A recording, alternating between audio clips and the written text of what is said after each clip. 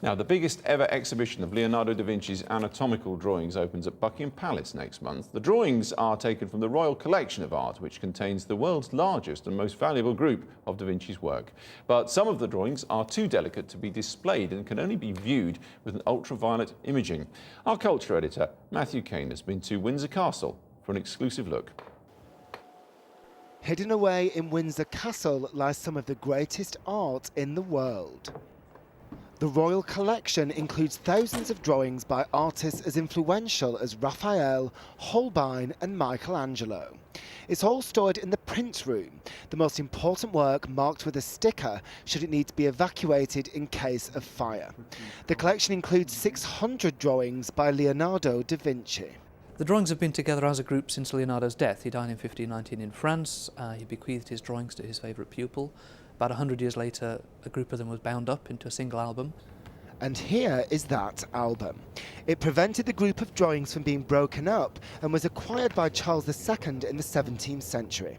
But it's not until the late 19th century that the drawings were taken out of the album to be exhibited as works of art.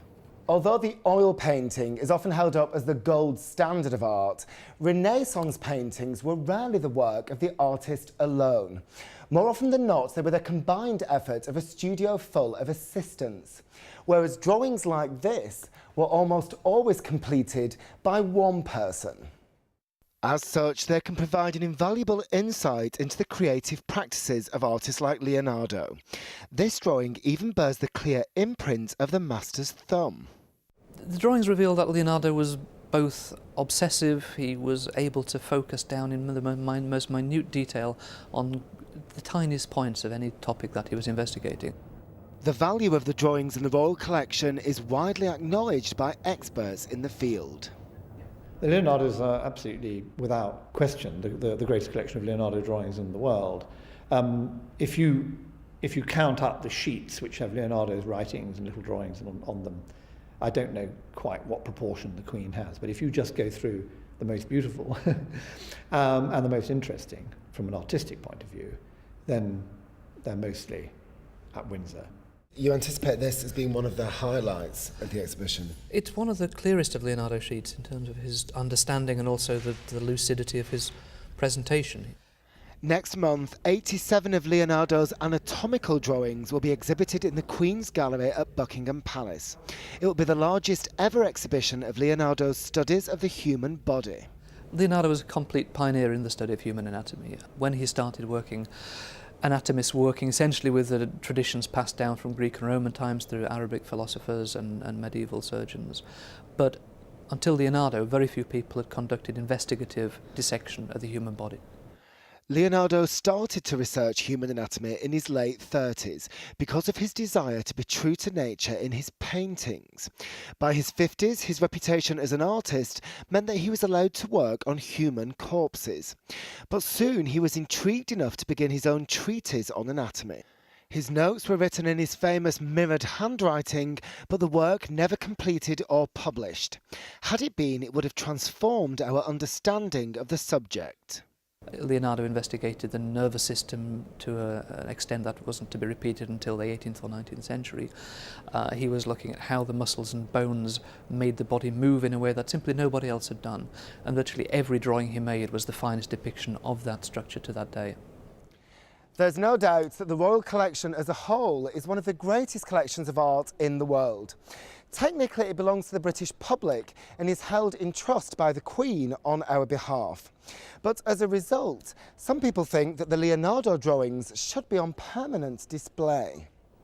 If these drawings are so valuable, shouldn't they be on display at all times? Well, works on paper cannot be on permanent display. Light damages paper, light damages pigment, and to look after them responsibly for future generations, we have to limit their exposure to light. But we do have a very extensive programme of exhibitions. We're lending about 180 drawings by Leonardo to different exhibitions around the UK and around Europe during 2012 alone. So while they can't be on permanent display, we do try to display them as extensively as is reasonably achievable. But there's some work which is so delicate it can't be included in the forthcoming exhibition. Believe it or not, this is one of the most beautiful drawings of the Renaissance. Unlike most of the others in the collection, it was done in metal point, which is now known to fade. Ultraviolet imaging can be used to restore the work, albeit temporarily. Channel 4 News was allowed to film the process and reveal it to the wider public for the very first time. Unfortunately, the process is too damaging to be repeated often, and ultraviolet light can also be damaging to the human eye. So this specially shot footage might be the closest the public ever gets to the almost invisible work of Leonardo da Vinci. Matthew Kane there, and staying with Leonardo da Vinci news, it seems even he needed a post-it note. As well as the anatomical drawings you saw in that report, the exhibition at Buckingham Palace will also include some more personal parts of his notebook. It's difficult to make out, but believe it or not, this is Leonardo da Vinci's to-do list. It includes a shopping list with items like shirts and shoelaces. But the anatomist, if I can say that word, also wrote this at around 1510 and also reminds himself to get forceps, a fine tooth bone saw and a skull. Gruesome but all useful items for a man who, amongst many other things, dissected corpses, don't forget, for a living.